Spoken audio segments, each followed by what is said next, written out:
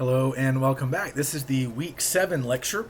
So today we continue to talk about analysis. And I want to pick up where we left off last time. I want to review a little bit of the just a few of the key concepts that we discussed in week 6. And then I want us to move on to some slightly new material, but really our focus remains the same. We are learning how to analyze texts. Now, as I mentioned last week, you can analyze anything. The basic procedure stays the same no matter what you're looking at. You can analyze mechanical objects, people, events, but obviously in this class, our focus is on analyzing texts. So I gave you that 4-step procedure that I want you to follow whenever we analyze in this class. And hopefully by now, by the time you're watching this video in week 7, you were able to use that 4-step procedure to analyze Living with Music, our reading assignment from last week. We have some new readings here in week 7. They're a little bit different. I'll talk about those at the end of the lecture, but mostly I just wanted to give you guys some examples of analysis. What does it look like when other people are analyzing texts? So we can notice some of their strategies, some of the methods they're using, and we can adopt some of those, of course, in our own work. But I do want to go back to some of those qualitative and quantifiable elements that we can look for and analyze in text. I want to go back through our 4-step procedure quickly, and then I want to share some basic do's and don'ts when it comes to conducting analysis. But I wanted to start by thinking about analysis a little bit more broadly. Don't just think of it as a set of strategies and methods, a particular type of work that you can do with texts. I mean, yes, analysis is that. But we can also think about analysis really as a way of thinking, a way of pushing beyond the obvious, going beneath the surface, going beyond what's immediately apparent, and uncovering the underlying meaning or a more complete understanding of whatever it is that we're going to analyze, something that a regular person, a casual observer, would not already possess. We're trying to create something new.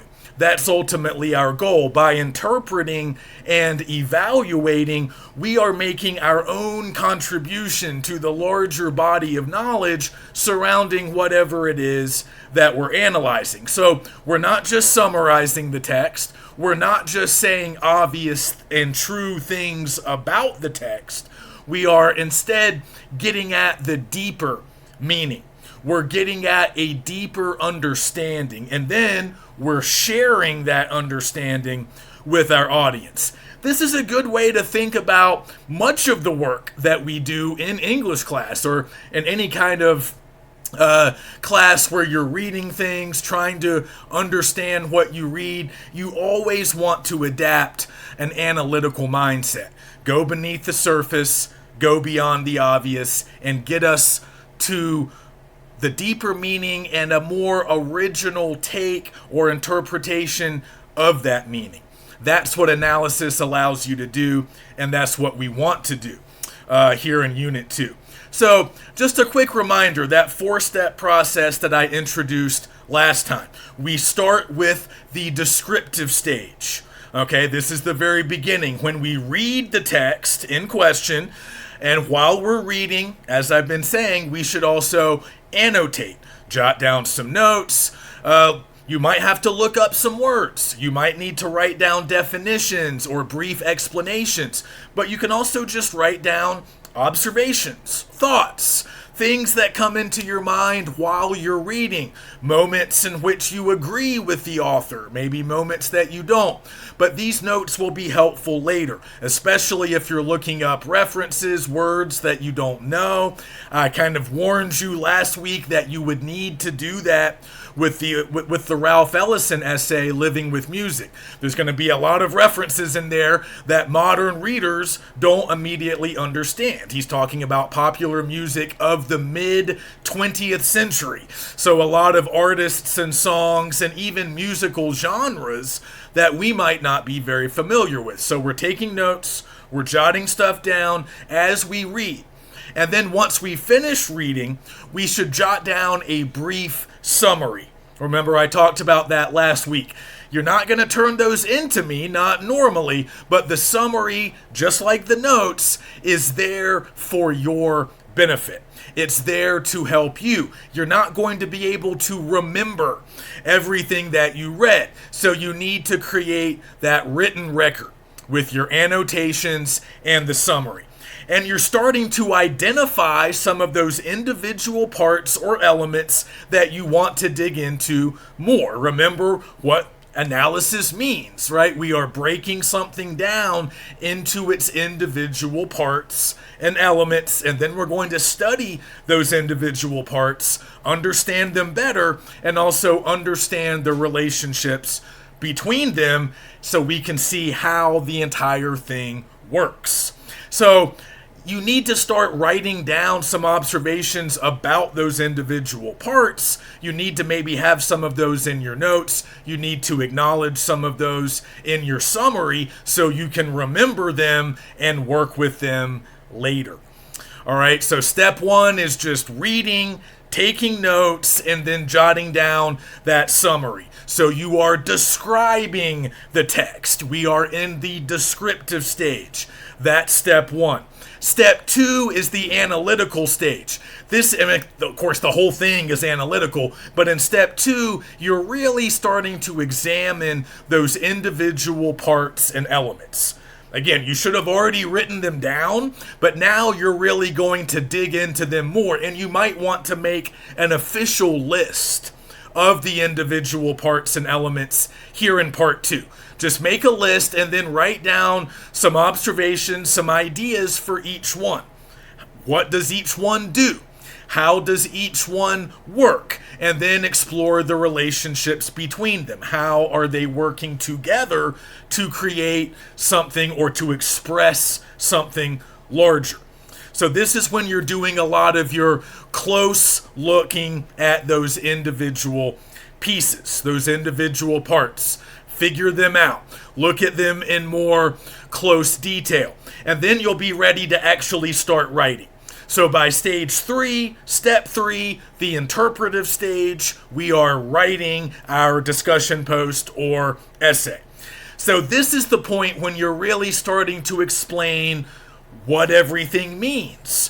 Why is everything significant? But notice you're building on the work that you've already done. So when you start creating your own interpretation, you're going to use the annotations and the summary that you wrote back in step one, and you're going to use all the info that you generated about the individual elements back in step two.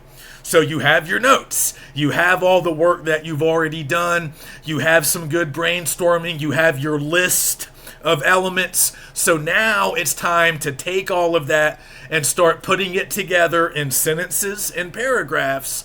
Start explaining, start uncovering that deeper meaning or the deeper message that you think is at work in the text. So this will be the bulk of what you're writing, your own personal interpretation. So yes, it is opinion-based. It is coming from you, but it's still rigorous. It's still based on something real.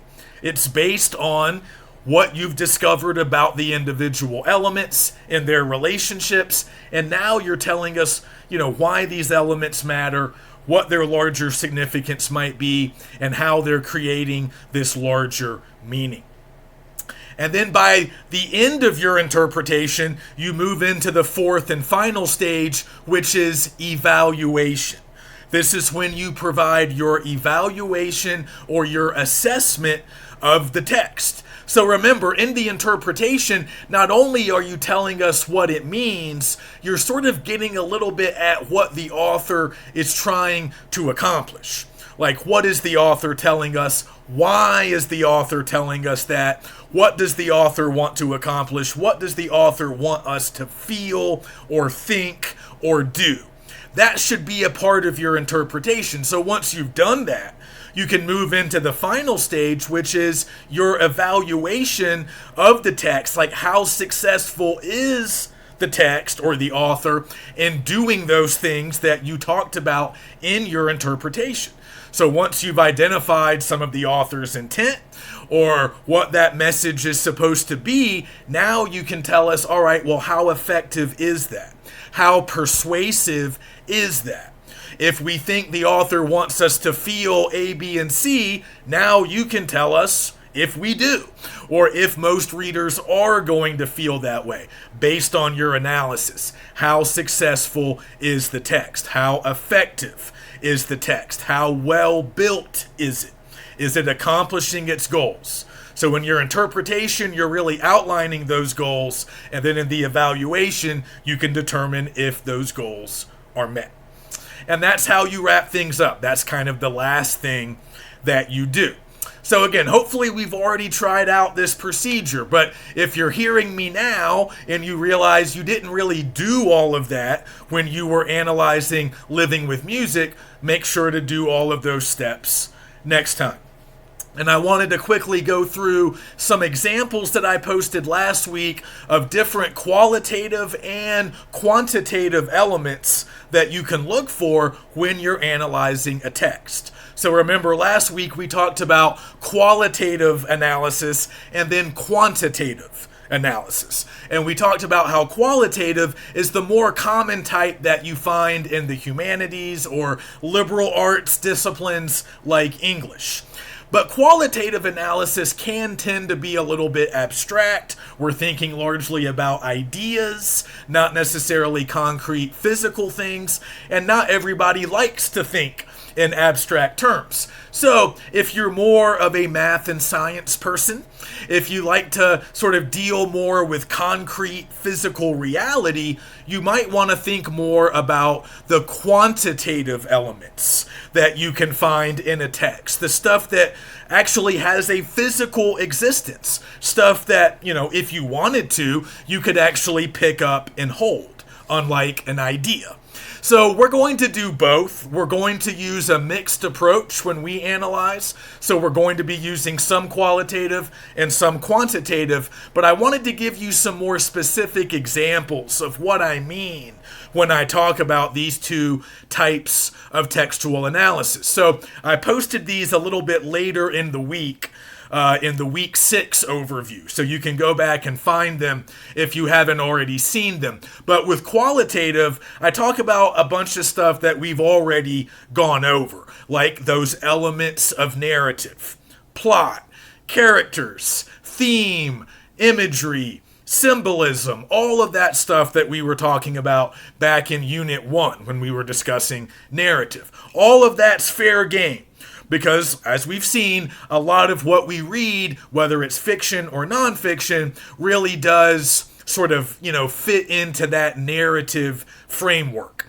Humans like narrative, so information is often presented to us in narrative format, so we can always look for those narrative elements, and we can talk about them. Those can be some of the individual parts that we examine.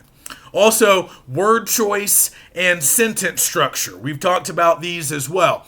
If any particular word stands out to you, if it gets repeated multiple times, if you're interested in the meaning, you can dig into that. That can be one of your individual parts. Also, sentence structure. You can think more about how individual sentences sound, how they read. Are they sort of rhythmic? Do they create a really nice flow for the reader? Do they utilize alliteration? Do you notice figurative language? Do you notice imagery? Like, what goes into the sentence from kind of an aesthetic standpoint? How does it look? How does it sound? How does it sound if you read it out loud? What are some of the things we can notice going on in the sentence? That could also be fair game. Another thing to consider would be the topics or subject matter covered by the text. So I kind of mentioned this a little bit with Living with Music when I was telling you guys in the module last week to be prepared to look stuff up. Because Ellison's talking about jazz, he's talking about the blues, he's talking about classical music. These are musical genres that maybe not everybody is super familiar with, but those are important subject matters for him. He's also talking about writing and other stuff, but he's largely talking about music, different kinds of music, sort of differences between music, but also similarities. So you don't have to be an expert on these musical genres in order to analyze his essay, but it would probably help to know a little bit about jazz, about classical music. So that's why I recommended last week that you guys look some of that stuff up. And that's a great opportunity to use Google or AI to help you with some overviews of historical periods or different kinds of music. Again, you don't have to be an expert. You just need to know a little bit about some of these topics, because they are important for the author and they're important in terms of his overall meaning.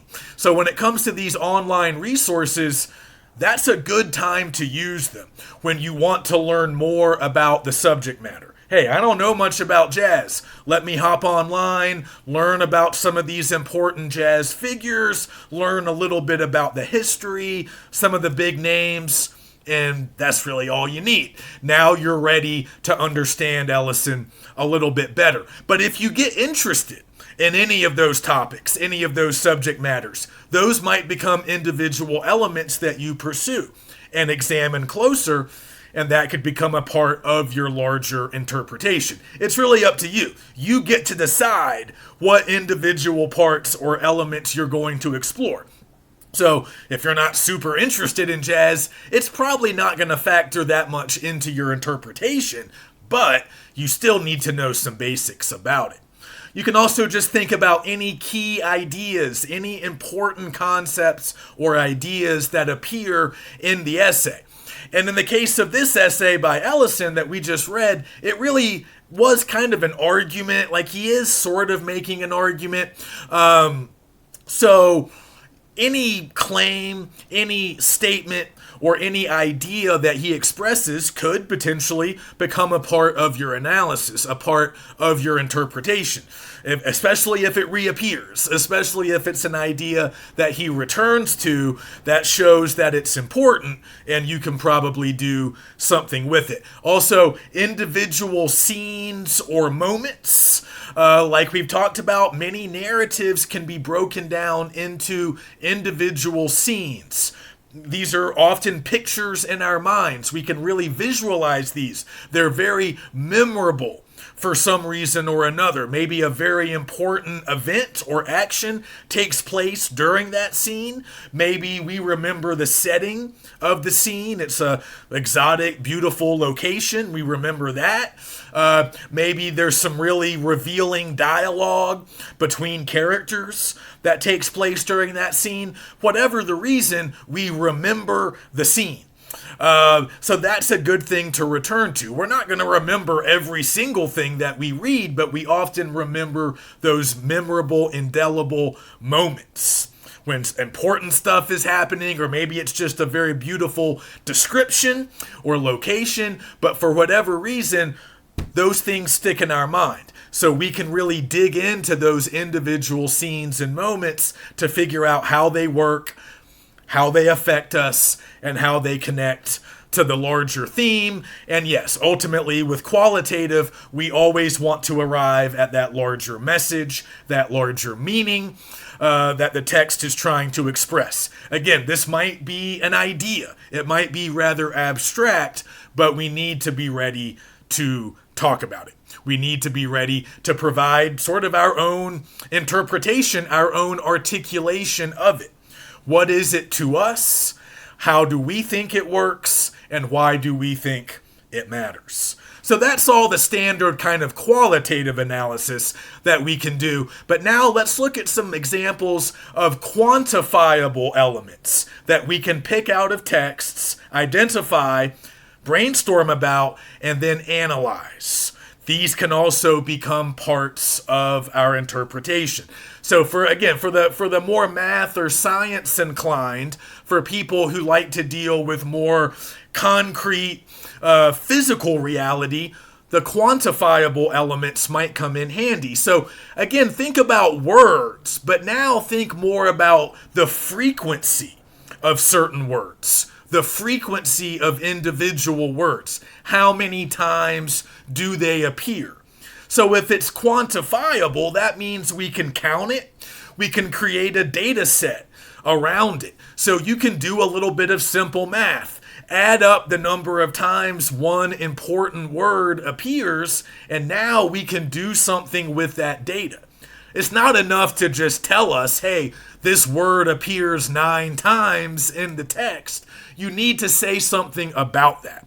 What is the significance of the word? Why does it appear 9 times? So you ultimately have to arrive at some kind of conclusion about it, but you can just count up the word, count up the appearances, and that will show you that this is something important that you need to pursue further. So often quantitative analysis will open the door to more qualitative analysis. By counting stuff up, by creating a tally or a numerical set of data, you can then kind of uncover what that stuff does or what it means. And that might take you back to qualitative, but that's fine. That's the nature of this mixed method where we're using both kinds of analysis. Also, the repetition of key phrases or even entire sentences. So you can look for individual words that are getting repeated throughout a text, but also phrases, sentences, or even ideas. Maybe they're being repackaged, rephrased, using slightly different wording, but you notice that they keep appearing in the text. Again, count them up, create a little bit of numerical data, and then you can do something with that data. Also, you can look at sentence structure with a quantitative analysis, but you're looking at it differently than you would with qualitative analysis. Again, with qualitative, we're thinking about the quality of the sentence, how good it is, how good it sounds, or how we, if we like something that it's doing, or if it's appealing to our aesthetic sense in some way. But when we're looking at sentence structure in a more quantitative way, we're not really focused on how good the sentence is, but rather we're looking at the structure itself. We're more concerned about how the sentence is built, how it's arranged. And we can really break that sentence down into its smaller parts or elements, especially if it's a rather lengthy, complex sentence. That means it's going to be made up of several different elements. So there might be multiple phrases or multiple clauses within that sentence, and that's something you can count up and tally. How many independent clauses are in this sentence? How many different phrases are in this sentence? Often those phrases or clauses will be separated by punctuation. So you can find them, identify them, isolate them. All right? That can give you a greater understanding of how that sentence works. If you're not really comfortable identifying a clause or a phrase, just think about it more in terms of thoughts. Ideas. How many different thoughts or ideas get expressed in this sentence? Because usually, if you have multiple thoughts, multiple ideas, or multiple actions taking place in a sentence, chances are you have multiple phrases or multiple clauses in that sentence. So again, you can really get into the nuts and bolts of what goes into the sentence. You can count up these different elements, create data, and then do something with that data. You can even create a proportion, right? What's the proportion of long sentences to short sentences? Not really talking about it in terms of quality, but just numbers, the raw data, stuff you can really observe. And again, this really gets at the physical existence of the text. We can sort of look at sentences as having a physical existence, at least on the page or on the screen as we're reading. So let's really break those sentences down and say some things about them. We can also make observations about sentence length. We can even think about punctuation. What are the punctuation signs that we see the most?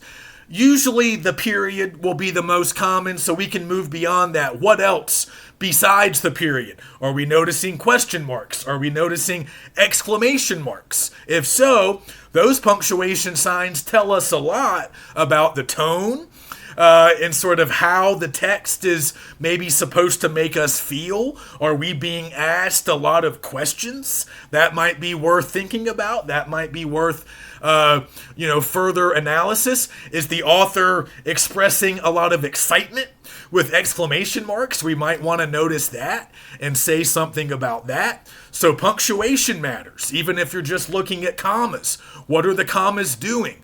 Do you notice semicolons? Do you notice dashes? Or do you notice other punctuation that maybe you're not even super familiar with? Do you see punctuation that is confusing you? Or punctuation that seems a little bit odd? Or maybe it's used in a way that you're not accustomed to? Again, that might have been something you jotted down in your notes, and it's something you can explore more if you are interested in it. And then finally, how does the text look on screen or on the page? Think about the physical appearance. This is quantifiable in many ways. The text does have this sort of physical existence on the page or on the screen as you're reading it. So if you're thinking about that overall appearance, you might be a little more focused on the level of paragraph, because that's really the main sort of unit of division when it comes to the appearance of a text on the page or on the screen. How is it broken up into paragraphs? And that's one of the reasons I'm really strongly encouraging everybody on the discussion board to break up your posts into multiple paragraphs, because it's very hard for readers to plow through one long block of text that's uninterrupted, that doesn't consist of multiple paragraphs. That's hard. It's hard to remember what was at the beginning of that paragraph by the time we get to the end of the paragraph, because the paragraph was so long.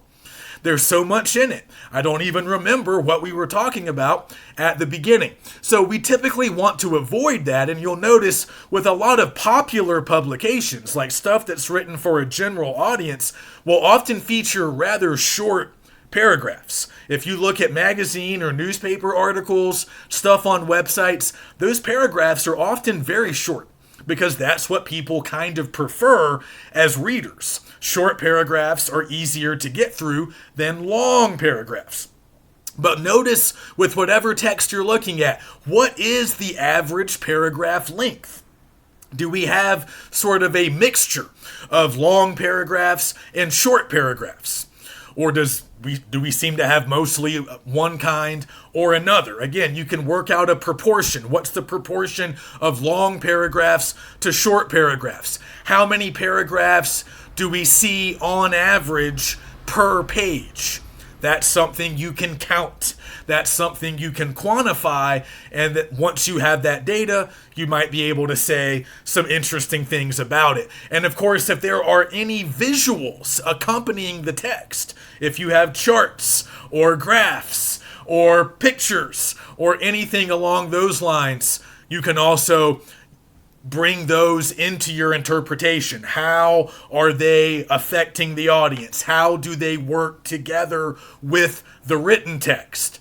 What kinds of effects might they have? What are they doing? It's often pretty obvious what they're doing. They're usually showing us information if they're charts or graphs or tables. If it's a photo or an illustration, it might just be to sort of give us a visual of something that's being described, but it might fulfill other functions too. It might be there to make us feel a certain way. It might be there to play on our emotions. It might have some other effect. So that's that's another thing you can analyze and interpret if you see it. Obviously, with living with music, we didn't have any visuals, but sometimes you will. Okay, so that's mostly just review from last time. The new material I wanted to get into today, it's not really new. It's just a few tips, a few things to keep in mind as we continue to analyze. I just wanted to go through some very common do's and don'ts when it comes to conducting high-level analysis. So I'll run through these, and then I'll talk about the reading assignment for this week and our next discussion post. All right, so just some really basic things to remember, some important distinctions to make as well as we think about analysis. So do not, let's start with the do nots. Do not summarize the plot when you are supposed to be analyzing. So this is a very common mistake. That's why I wanted to start here. Often on the discussion boards and even in formal essays, I often see summary. A lot of summary. And the reasons why are pretty obvious. We are comfortable summarizing. Summary is a skill that we've kind of already developed at the lower levels of school. You guys can do it. And also, as we know, it's very easy to find online summaries of anything that I assign in this class. Anything that's been taught, anything that's been anthologized, that's been around for a while, you can find a summary of it online. And you guys already know that. So we often fall into summary. We lean that way because it's easy, it's familiar, a lot of the work has already been done for us, and it's just an easy way to create something and turn it in.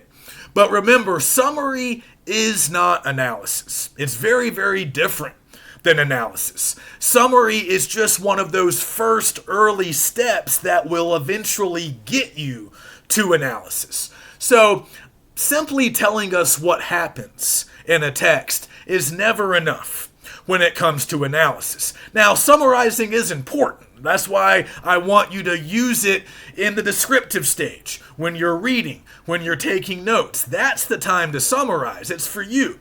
It's to give you some raw info that you can use later when you're analyzing, interpreting, and evaluating. But you never stop with a summary. It's one of the early steps. You can start with summary, but that's never where you end up. It's always just an early step to get you to where you want to go. So simply telling us what happens, not enough. You have to analyze theme.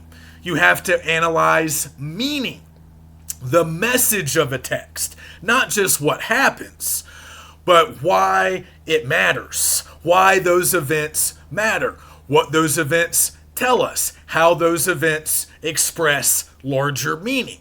So again, the summary is a part of what we're doing, but it's never the end point. It's never enough by itself. So just remember that. We always want to move beyond the summary, and we want to really get at meaning. What does it mean? A summary tells you what happens. We need to know that, but ultimately we have to talk about what it all means and why it is significant. All right, so that's where we can start with the do's and don'ts. Next, do not simply say that you don't like a character, or that you didn't understand an event, or that you thought this one particular moment was cool. Right? It's fine to have those opinions. Again, that's a nice place to start. This is opinion-based, all of this work. But it's not enough to simply tell us, I liked this, I didn't like that, and then move on. You have to build on that observation. You have to build on that personal response. You have to dig deeper. You have to get at the underlying meaning. That's what analysis is. So instead of just telling us, I didn't like this character, you need to explain why the character was unlikable. How was the character unlikable? And then, how does the unlikability of that character affect other things, the larger reading experience, or some of the key themes that you've identified, or what you think the author's intent might be. So it's important to note that this character is unlikable, but it's only important if we can use that observation to arrive at larger conclusions. It's only important if we can do something with it. So you can start with that basic observation. I didn't like that character. Maybe that's something you wrote down in your annotations. Maybe that's something that you were just thinking about as you were reading. And later you can build on that germ of an idea, that sort of core, that I want to find a better word, but I can't, the seedling, I guess. It needs to grow. It needs to become something bigger. So why is it significant that the character is unlikable? What does that tell us? How does that work to express a larger meaning? How does that do something else that we can observe and talk about? So use the observation to get you somewhere better, to get you somewhere deeper, more detailed, more analytical. In a similar way, don't stop with vague generalizations. Don't, be content with sort of vague general reasons. Get specific. That's the key. With analysis, you have to get specific. You have to get granular. So again, I don't want summary. I don't want a general overview. Instead, you need to provide some specific examples from the text. So one of the things I posted for our reading this week is just a couple of sample paragraphs from student writing, student analysis of literary texts. So notice how specific they are getting in those paragraphs. They're not just recapping what happened. Yeah, this character's kind of mean. Here's what he did. Kind of weird, whatever. They're getting specific. They're offering quotations. They're getting into a much greater level of detail about the characters that they're discussing. They're not just providing an overview of the character. They're not just giving us a list of things the character did. Instead, they're making observations about actions that the characters take or differences between characters, but they don't stop there. They take those observations and they arrive at conclusions about them. They make original statements about those observations. This character is experiencing fear. Here's why they're experiencing fear. Here's where the fear comes from. Here's how the fear motivates the character's future actions or development. Here's why the fear is important. Here's why the fear matters. And ultimately, we're not reading their entire papers, but they could show us how that fear works to express an important theme or part of that larger meaning of the text. So that's the kind of move you want to make. Don't be general. Don't give that overview. Get specific. And often that does mean direct quotations from the text. Remember, if your ultimate goal is to provide an original interpretation and your own evaluation of the text that you're analyzing, that is argumentative. You are creating an argument, and in order to make an argument, you need reasons. You need evidence. And if you're doing textual analysis, most of your reasons and evidence will come directly from the text. That's why you have to work closely with the text. Pull direct quotes. You don't always have to quote, but you should at least be able to point to specific moments, specific scenes. Not summary, something more specific. Get into a particular event or a particular conversation or a particular description or a particular symbol and do something with that. You can either quote it or you can just sort of put it in your own words, but you have to get specific on that level if you really want to do this kind of analysis. Also, do not make superficial, obvious insights. So I have an example of a poor thesis, the kind of thesis that frankly I see a lot in analysis papers. Something like the following. This narrative, text, whatever, fill in the blank, this text is about the struggles of growing up, period. Now, many students are confused when I'm unhappy with that because they're like, well, but that's true, right? I mean, like, that's a true statement. It's not inaccurate. And it's not. That often is the case. Yes, the text, whatever text this is, it is about growing up. That a lot of texts are. A lot of narratives are. A lot of fiction certainly is sort of tapping into that larger idea. So, yes, it's true. It's accurate.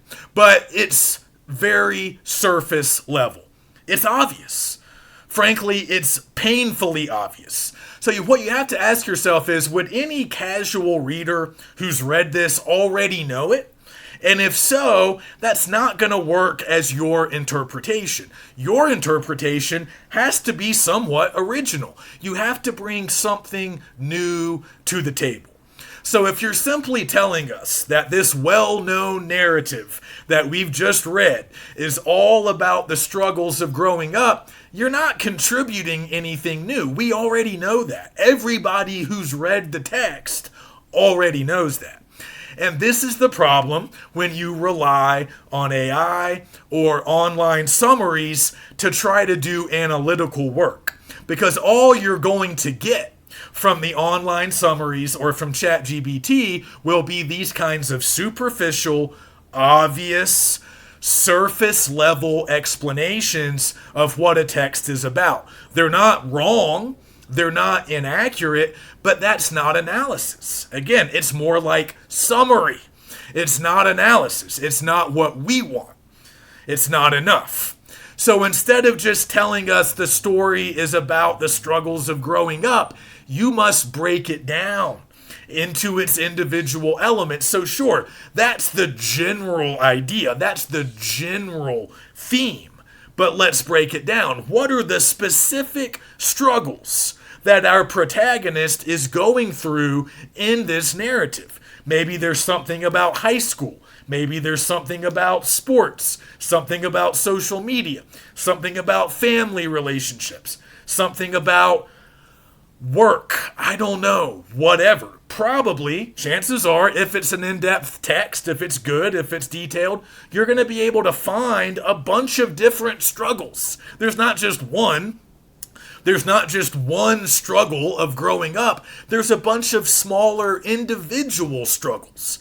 So you can get a lot more specific. You can find individual scenes, individual lines of dialogue. You can talk about the character, our protagonist who is going through this process of growing up. You can talk about other characters. You can talk about things that happen, things the character says, places the character goes. You have all of these options, and you can also get into some of the quantifiable stuff and use that to help you explain the theme. Well, this particular word or this phrase or this idea about adolescence keeps popping up over and over again. I've counted it. Here's what I think about it. Here's why I think it's important. That's what we want. It's not just the general obvious thing that, frankly, everybody already knows. You have to dig deeper. You don't have to reject the obvious thing. You can even say it. Yes, this is all about the struggles of growing up. Let's see all of those individual struggles and how they actually work. Let's dig deeper. Let's understand these struggles on a deeper level. Let's understand where they come from, how they develop, how they get resolved. Some might get resolved, some might not. Let's talk about how the struggles change over time. I mean, there's any number of different approaches that you can take. But what you have to remember is if you're just repeating the most obvious interpretation of a text, you have to keep in mind that many, many, many people have already said it. Pros have said it. Professionals have said it. Teachers have said it. Other writers have said, well, that's the same thing. Writers, teachers, but also, most importantly, other students have already said it. If it's obvious, if you're getting it from an online summary, or if it's the first thing ChatGPT spits out, then it's obvious. And other people have said it, written it, and talked about it. So you're not contributing a new product. You're not creating an original interpretation by just repeating that stuff.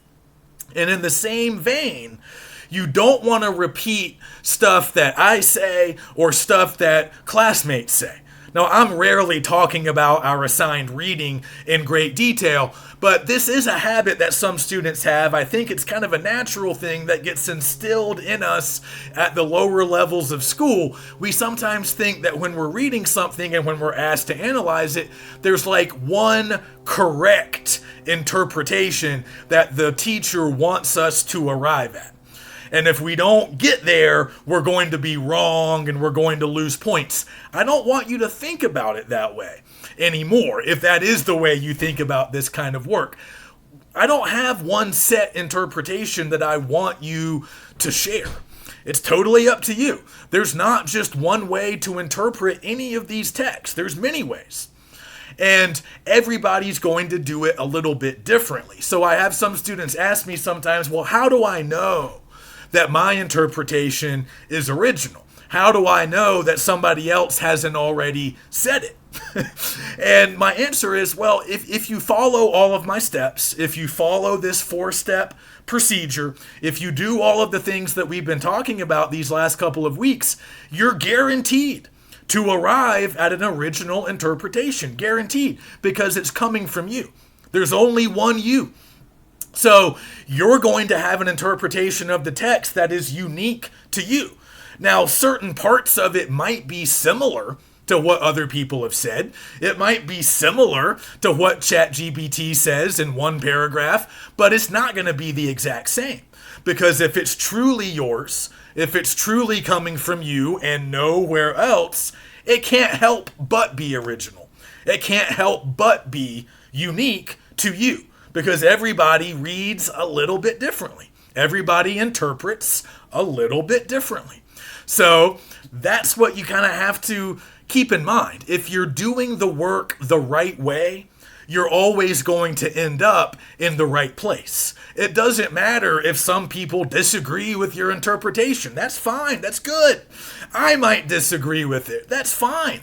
I'm never going to count points off because I disagree. We can have debates. We can, go back and forth with our different interpretations. Not everybody should agree. The only thing that everybody will agree on is the most obvious interpretation. Like, this text is about the struggles of growing up. Any sentient human who's read the text will agree about that. But we can't get anything interesting out of that. We can't get any mileage out of that. It's not a thesis. It's not analysis. You can say it. It's a true statement. But you have to build something on it. And at some point, you have to get more specific. You have to break that text down and really think about it in a lot more depth and detail. So that's what we're trying to do. Hopefully that way of thinking kind of helps. Don't worry about originality. If you're doing your own work, your work will, by definition, be original. And that's what I want. That's what we want always in here. But like I've said, it's not a bad idea to know the most common interpretation of a text. It's not wrong to go online and look at some of these summaries and see what other people say about the text. That's not wrong. You can do that. That's a part of your sort of larger research, but it's not analysis. And you can't find your analysis in those places. But what you can find is the commonly accepted, traditional, obvious interpretation of the text. Because it's out there. And you can find it in a matter of minutes. And then you can decide if you agree with it or not. You might want to push back on that common accepted interpretation. You might want to say, that's not true. Or I don't really buy that. And here's why. Or maybe you do agree with it more or less, but you want to build on it. You want to get more specific. Yes, it's true that it's about the struggles of growing up, but more specifically, it's about the struggles of growing up in the digital age. Or more specifically, it's about the struggles of growing up in a rural high school or whatever. It doesn't matter, right? You're just getting more specific about that larger, obvious meaning. Or you can say, hey, most people talk about this character doing X, Y, and Z, but fewer people have noticed that she's also doing A, B, and C. I want to talk more about A, B, and C. So you can acknowledge these obvious interpretations. You can even repeat them briefly in your own words, but then do something with them. Push back on them, build on top of them, use them for your own benefit, but don't simply recycle them. That's never going to get you where you want to go. All right, so I think that's pretty much it as far as new stuff. Now let's talk about the readings for this week. So I'm doing something a little bit different with our reading assignments. First of all, I want to go easy on you guys. I know I've given you some difficult text to read so far, and I'm guessing Ellison was a bit of a challenge for many. So this week, the reading load is very light, and I have moved away from the prose. I thought it might be useful this week to really focus on examples of analysis. So instead of giving you kind of famous, professionally written texts that we can analyze, we are going to do more of that later, but we did that last week. So I thought instead of that, we could try to sort of look at regular people doing this work, just as proof that we can all do it. Not just professional writers. Anybody can analyze as long as you are detailed, as long as you follow the steps, and you're willing to create something original. So I posted a few different examples that I want you guys to read through and sort of use to guide you in the weeks to come. You don't have to, go through these with a fine-tooth comb, but I just want you to read them, get comfortable with them, and just kind of notice what the authors are doing. So I've already mentioned the sample paragraphs from student work. So those are student analysis papers. We're not reading the whole papers. I just grabbed a few individual paragraphs, and I wanted you guys to read those paragraphs. Just notice what they're doing. Notice the level of specificity. Notice the examples from the text. Notice that they're talking about characters, things the characters do, but they're not summarizing, right? They're mentioning stuff that happens, but then they're getting into the analysis part. They're telling us why that stuff matters, what that stuff is doing, how it's functioning, and what it means. So that's just a good example of the kind of work I want you guys to do. I've also posted a very long series of music analyses from Reddit. Some anonymous poster on Reddit. I don't know the person. I've read some of his stuff. He's actually a very good analytical writer. He mostly analyzes songs, popular music, and he is a musician, according to him. We don't need to know anything about him. We don't even have to really care that much about his opinions about these songs. It doesn't matter if you agree or disagree. I just want you to notice what he's doing. Okay, look at what he's doing with those 3 songs. He's breaking them down into their individual parts. He's talking about the lyrics. He's talking about melody. He's talking about stuff like time signature. He's even talking about their placement in the pop music charts, like the top 40, how well they charted, how much they resonated with listeners, audiences. So he really is taking a good analytical approach to these songs. He breaks them down into their individual elements. He explores each one of those elements. He sort of explores how they all work together. Then by doing that, he creates his own interpretation of each song. And by the end of his interpretation, he evaluates each song. So you're not going to be tested on his work, but just look at it. Look at what he's doing, at least for one of the songs. Look at how he goes about breaking the song down, taking it apart, examining those individual parts, and then arriving at an original interpretation and evaluation. And then finally, I threw up a process analysis from a previous class, not one of my classes, somebody else's class. I got permission to use it.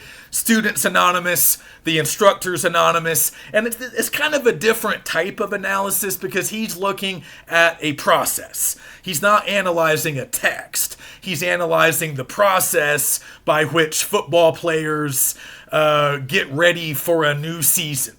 But still, he's doing a lot of the same work that we do. He's breaking that process down into individual parts or steps. It really becomes almost like a step-by-step kind of procedure that the players are following in order to accomplish their goals. So that's what the student is trying to explain. It's still analysis, because like we've said, you can analyze anything. We just happen to be focusing on texts. He's analyzing a larger process. But the work is largely the same, so you can notice what he's doing. You can also notice the comments from the instructor, so you can see when he's doing things well and when he's doing things maybe a little bit less well. But remember, these are students and some random guy on Reddit. They're all conducting high-level analysis. So look at what they're doing, and that can guide you as you continue to do this work yourself. And for this week's discussion post, it doesn't have anything to do with those assigned readings. All right, I want you to look at that stuff, but they're just examples. For this week's writing assignment, I want you to do some song analysis a little bit similar to what the dude from Reddit is doing. You don't have to get in quite as much detail as him. But I want you to pick a song that you like, and I want you to analyze it. And I want you to do at least some of what he's doing when he breaks those songs down. So talk about lyrics. You can also talk about the music, and you can break down that large category of music into different parts. Melody, harmony. I'm no musician myself. You might, again, want to look at what he's doing. Melody, harmony, bass, the drum beat, production quality. You can really look at almost anything. Guest musicians, chart location, like how successful was it? It's a little old-fashioned to talk about the charts. This guy's old. You guys might want to focus more on streaming. I think he talks about streaming at least a little bit, but you can break the song down in terms of its popularity. How many people are streaming it? What kinds of people are listening to it? Whatever you want. Lyrics, audience, melody, singing, whatever you want. Break the song down into at least 3 parts. Talk about each part, and then try to interpret the larger meaning of the song along with a brief evaluation. Have fun, pick a song you like, but we are still doing rigorous analysis. So read my instructions, make sure you're following those instructions, and we'll keep doing this stuff. Next week, week 8, we're going to start working on Essay 2, which is our big analysis essay. So if you have questions or concerns before then, email me. Otherwise, I'll see you next time.